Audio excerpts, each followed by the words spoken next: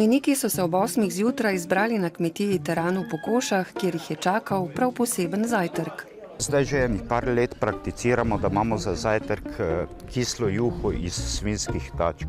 To je ena zaščitna jed našega odhoda zajtrka prvi dan. Zelo zanimivo, kislo juho se ponovadi je po prekrokani noči.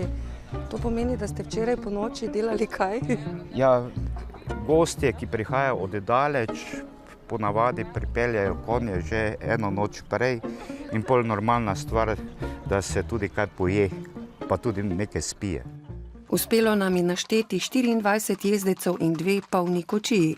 Za take pohode je ponavadi veljalo, da je najpomembnejše jahanje. Mi pa smo razvili to na en drug način, dejansko prikazujemo ljudem lepote krajev, ustavljamo se, pogledamo znamenitosti kulturne, etnološke, vključili smo kulinariko. Na pohod se vsako leto odpravi tudi vse več žensk. Jaham že okoli 10 let, bolj tako intenzivno pa okoli 5 let. Čim je čar jahanja?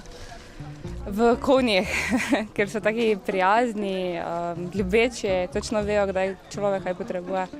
V konjeniški sekciji pa skrbijo tudi za podmladek. Šola jahanja poteka že okoli 3 leta.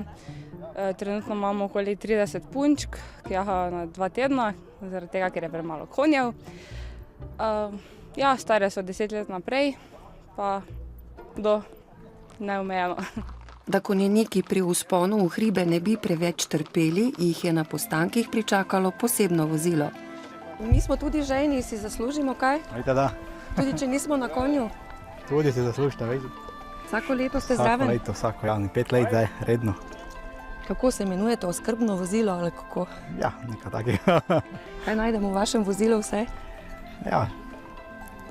Se nam lahko poveste? Ja, kar vse, ja. Vino, pivo, alkoholne in nealkoholne pijače. Zakaj niste raje na konju? Ja, jed mora tudi to delati. Res je, toda mi smo se vseeno vrnili na konja s precej mladim jezdecem. Že od malega, v bistvu, pri sosedih, tam v nekem 5. razredu sem tak začel, drugače pa. Zakaj ti je to super? Ne vem, tak. Zabava.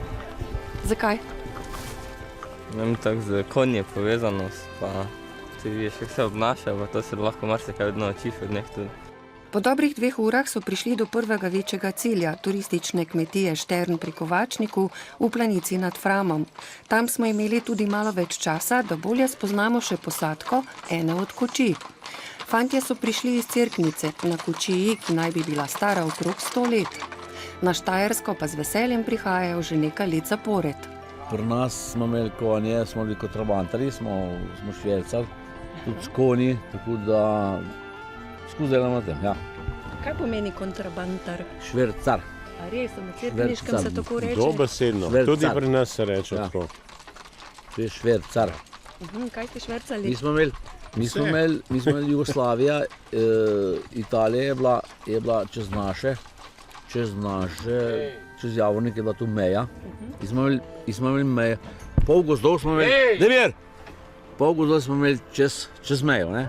In tudi normalno, kot gre zdaj. Samo zdaj je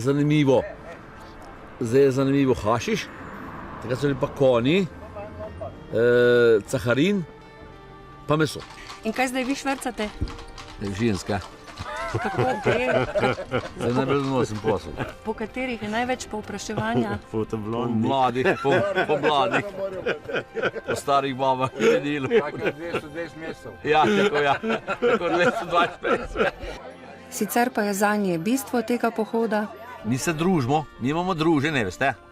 To je zdravo druženje in to je tu, ne.